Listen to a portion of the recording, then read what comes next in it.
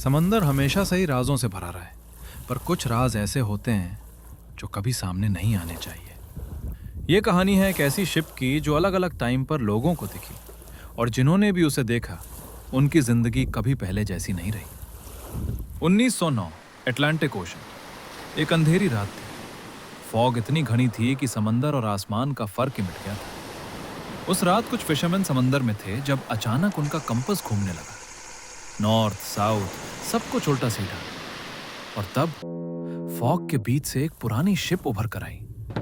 Ship बिल्कुल शांत थी, ना कोई इंजन की आवाज, ना कोई रोशनी, सिर्फ लकड़ी के हिलने की आवाज, जैसे शिप जिंदा हो। शिप के साइड पर एक नाम लिखा था, ऑर्फियस। बाद में पता चला कि यह पहली बार नहीं था जब ऑर्फियस देखी गई हो। 1742 का एक ब्रिटिश कैप्टन ने अपनी डायरी में इस शिप का जिक्र किया था। उसके बाद 1909, फिर 1906 इसमें सैटेलाइट इमेजेस में, और 2020 में एक कार्गो शिप के रडार पर। हर बार टाइम अलग था, पर एक बात हमेशा सेम रही। जो भी ऑर्फियस पर चढ़ा वो कभी वापस नहीं आया। इसी मिस्ट्री ने अट्रैक्ट किया रघुवीर रॉय को। रघुवीर रॉय एक मैरीटाइम हिस्टोरियन था। समंदर के पुराने राज समझना उसकी जिंदगी का मकसद था। एक दिन उसके हाथ 1700 बीच का एक पुराना जर्नल लगा। जर्नल कैप्टन इलायस क्रो का था।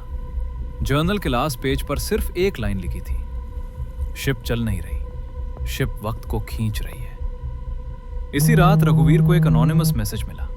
मैसेज में सिर्फ कोऑर्डिनेट्स थे और एक वार्निंग, खजाना मिलेगा, पर याद रखना यहां वक्त सीधा नहीं चलता। रघुवीर ने फैसला किया कि वो इन कोऑर्डिनेट्स पर जाएगा।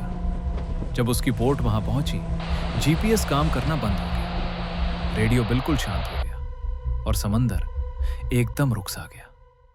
तभी फॉग के बीच से ऑर्फियस फिर से नजर आई। शिप पुरानी थी, टूटी हुई, और इस बार उसके डेक पर ताजा खून था। जैसे ही रघुवीर शिप पर चढ़ा, उसके पीछे का समंदर गायब हो गया। शिप के अंदर हर कमरा अलग जमाने का था, और एक कमरे में एक स्केलेटन पड़ा था। स्केलेटन के हाथ में एक मॉडर्न रिस्ट वॉच थी। वॉच का टाइम था 11:43 बजे। और तब रघुवीर ने देखा उसकी अपनी घड़ी भी उसी टाइम पर हो चुकी थी। तभी नीचे से एक आवाज आई, खजाना नहीं, राज ढूंढे। रघुवीर ने पीछे मुड़कर देखा, और उसके सामने रघुवीर रॉय खड़ा था, बिल्कुल जिंदा, पर आंखों में जान नहीं थी। उस पल रघुवीर समझ गया, ऑर्फियस सिर्फ एक शिप नहीं है, यह एक टाइम लूप है, और यहां से उसकी असली नाइटमेयर शुरू होती है। कहानी यहीं रुकती है, पर डर नहीं, सच अभी सामने आना बाकी है। पार्ट 2 मिस मत कीजिए। लाइक और सब्सक्राइब करें मिडनाइट स्टोरी कैफे।